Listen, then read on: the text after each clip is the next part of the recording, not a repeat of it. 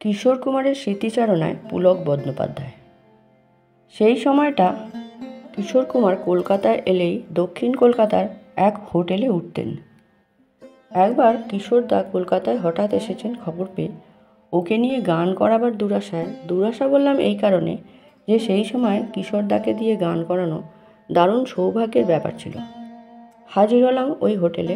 তখন সবে সন্ধে নেমেছে, চমৎকার হাওয়া বইছে, বেশ মন মাতানো পরিবেশ। কিশোরদার দরজার সামনে এসে দেখলাম সেখানে ঝুলছে প্লিজ ডোন্ট ডিস্টার্ব। মনটা ভেঙে গেল। কিং কর্তব্য বিমূঢ় হয়ে দাঁড়িয়ে আছে। চেনা পরিচিত এক বেয়ারা আমার খুব কাছে এসে গলা নামিয়ে বললে, কিশোরদা হোটেলেই আছেন, লনে বেড়াচ্ছেন। বলবেন না যেন আমরা বলেছি, বলবেন হোটেলের এই দিকটায় এসে হঠাৎ দেখা হয়ে গেল। আমি বললাম, পাগল, এও আবার কেউ বলে নাকি? তুমি নিশ্চিন্ত থাকো। আমি কাল বিলম্ব না করে দোতলা থেকে নামলাম সোজা লনে।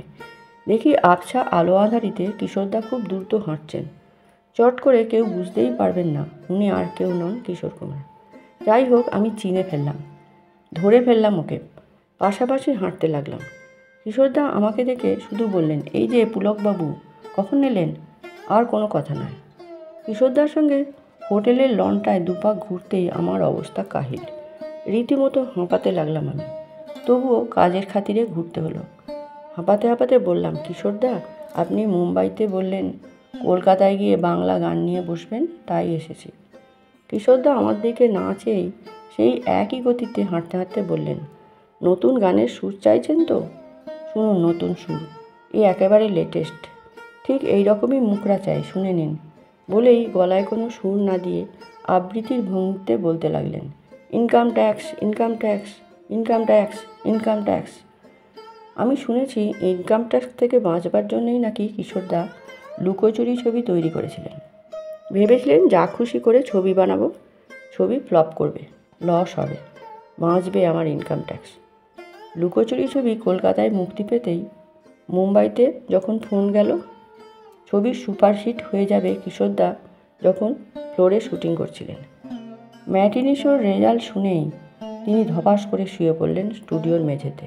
চেঁচিয়ে বললেন, পানি। ঢকঢক করে এক গ্লাস জল খেয়ে বললেন, আবার ইনকাম ট্যাক্স। এই লুকোচুরির শুটিংয়েই একদিন ইচ্ছে করে কিশোরদা স্টুডিওতে এলেন না। শুটিং বন্ধ রইল। ওকে যখন সে কথা জানানো হলো, শুনে বললেন, প্রডিউসারকে টাইট দিতে কী যে আরাম লাগে কি বলবো। ওকে বোঝানো হলো, এটা বাইরের প্রডিউসারের ছবি নয়, আপনার নিজের ছবি লুকোচুরি, আপনি আপনাকেই টাইট দিয়েছেন। কথাটা শুনে কিশোরদা সাধকের ভঙ্গিতে দম বন্ধ করে বসে রইলেন। আমার যতদূর স্মরণে আছে, বিখ্যাত সুরকার ও গায়ক শচীন গুপ্তের ঘনিষ্ঠ আত্মীয় ছিলেন অভিনেতা বিপিন গুপ্ত। বিপিন গুপ্তের ছেলে রবি গুপ্তর মাধ্যমে মুম্বাইতে কিশোরদার সঙ্গে আমার প্রথম আলাপ। কিশোরদা তখন কেবলমাত্র নিজের অভিনীত চরিত্রেই প্লেব্যাক করেন। রাহুল দেববর্মন তখনও ওকে আনতে পারেননি অন্য শিল্পীদের নেপথ্য গায়ক হিসেবে। মুম্বাইয়ের একটা স্টুডিওতে সেই রবির সঙ্গে দেখা। রবি নিয়ে গেল সেদিনকার চিত্রাভিনেতা কিশোরদার সঙ্গে আলাপ করাতে। তখন শুটিংয়ের বিরতি। কিশোরদা মেকআপ করা অবস্থাতেই একপাশে চুপচাপ বসে আছেন। রবিকে দেখেই বলে উঠলেন, এই যে রবি ঠাকুর, তোমার গান আমার দারুণ ভালো লাগে। বলেই গাইতে লাগলেন, এদিন আজি কোন ঘরে গিয়ে খুলে দিল দ্বার। আমি শুনলাম কিশোরদার কণ্ঠ আর KL সাইগলের কণ্ঠ একেবারে একাকার, কোনো পার্থক্য ধরা পড়ল না। এবার কিশোরদা আমার দিকে জিজ্ঞাসু দৃষ্টিতে তাকালেন। রবি সঙ্গে সঙ্গে বলল, কলকাতার গান লেখক পুলক বন্দ্যোপাধ্যায়। কিশোরদা বললেন, ও হো, মান্নাদার কাছে শুনেছি আপনার নাম। আপনি নাকি ফাটাফাটি প্রেম সঙ্গীত লেখেন। ওসব আমার আশেটাশে না। এই বলেই গলায় ইয়ারলিং করে এক লাইন একটা হিন্দি গান গেয়ে বললেন, কি জানেন পোলাওবাবু, আমি ভাগলপুর ছাগলপুরে জন্মালে কি হবে, একেবারে গাঁইয়া বনে গেছি। প্রথম দিন থেকে উনি আমায় প্রায় মুড এলেই পুলক না বলে পোলা বলে ডাকতেন। আমার ধারণা, যেহেতু কিশোরদা খুবই ভোজন রসিক ছিলেন, তাই সবসময় খাবারের নামগুলো ওর জিভের ডগায় থাকতো। আমি বললাম, কে বললে আপনি গাইয়া বনেছেন? দারুণ তো গাইলেন 2 লাইনের রবীন্দ্রসঙ্গীত। সেদিন বোধহয় দারুণ মুডে ছিলেন কিশোর কুমার। আমার কথাটা শুনেই বললেন, ও গান আমার কেন খারাপ হবে? সামনে বসা রবি গুপ্তাকে দেখিয়ে বললেন, ওই যে ওই রবি ঠাকুরের গান, সায়গলের গাওয়া রবি ঠাকুরের সব গান আমার মুখস্থ, একটুও ভুল হয় না। এই মুখস্থ বিদ্যা যদি স্কুলে কাজে লাগাতে পারতাম তাহলে আজ আর আমায় এই রং টং মেখে বসতে হতো না। দিব্যি আরামসে অফিসার বনে গিয়ে অফিসের ঠান্ডা ঘরে নাক ডাকিয়ে ঘুমোতে পারতাম। হলো না পোলাওবাবু, হলো না। এরপর ওপরের দিকে আঙুল তুলে দেখিয়ে বললেন, সবই ওই ভদ্রলোকের হাত যশ। ওই সময় সহকারী পরিচালক এসে ডাকলেন, বললেন, দাদা লাইট রেডি। কিশোরদা গাইতে গাইতে উঠে দাঁড়ালেন, আমি তোমায় যত শুনিয়েছিলাম গান।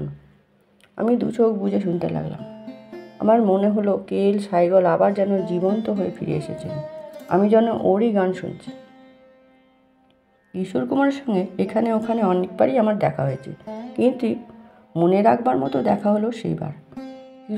কিশোরদা যখন অভিনয় ছেড়ে পুরোপুরি প্লেব্যাক আর্টিস্ট হয়ে গেছেন, সেই সময় কিশোরদা একদিন আমায় বললেন, পোলাওবাবু, ওই এক যে ছিল রাজপুতুর গানটার মিউজিক ডিরেক্টর বীরেশ্বর সেন। আমি কিশোরদাকে থামিয়ে দিয়ে বললাম, সেন নয়, সরকার। কিশোরদা বললেন, ওই হলো। উনি চমৎকারভাবে ইংরেজি ওভার দ্য ওয়েবস টিউন থেকে না বলিয়া গ্রহণ করিয়াছেন। বাঙালি একটা দারুণ কথা ব্যবহার করে, চুরিবিদ্যা বড় বিদ্যা, যদি না পড়ো ধরা। জবাব নেই বাঙালির। আপনি মিউজিক ডিরেক্টরকে আমার কনগ্র্যাচুলেশন জানাবেন। এবার আমি বললাম, আপনিও কিন্তু গানগুলো দারুণ গেয়েছেন। আর ওই যে একটা গান, কি দারুণ দেখতে, গানটা তো শুধু আপনার ইন্ট্রোডাকশনে তে সুপারহিট। কিশোরদা জবাবে বললেন, গাইবার সময় আমি কি ভাবলাম জানেন? ভাবলাম আমি যেন। কিশোরদা ইচ্ছে করেই তালবর শকে দন্তস্ব করে উচ্চারণ করে বললেন, শ্যামবাজারের শশীবাবু হয়ে বসে আছি, শ্যামবাজারের একটা রকে। সামনে দিয়ে এক ঝাঁক মেয়ে কলেজ যাচ্ছে।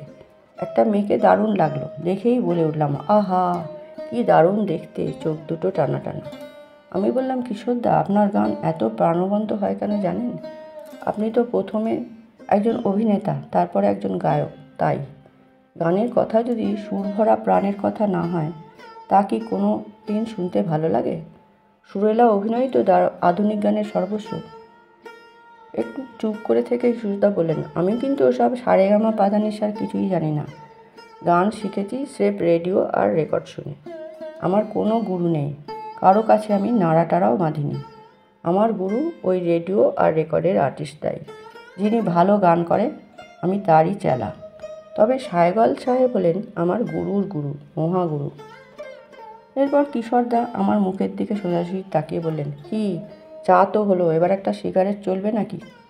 সবাই তো বলে চায়ের পর সিগারেট নাকি দারুণ জমে। আমি চমকে উঠলাম, সিগারেট? আপনি তো সিগারেট ছোঁন না। এই বাড়িতে, এই গৌরীকুঞ্জে হঠাৎ সিগারেট এলো কী করে? কিশোরদা হেসে বললেন, আমার নয়, আমার সেক্রেটারি কাম ড্রাইভার আব্দুলের স্টক।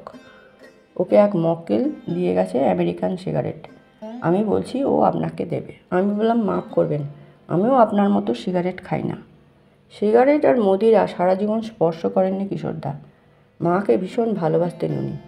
শুনেছি মায়ের কাছে প্রতিজ্ঞা ছিল ওর। আর একজন বিখ্যাত কণ্ঠশিল্পী ছিলেন ওই গোত্রের, তিনি মোহাম্মদ রফি। রফি সাহেবও জীবনে কখনো মদ্যপান করেননি এবং সিগারেটও খাননি। নমস্কার।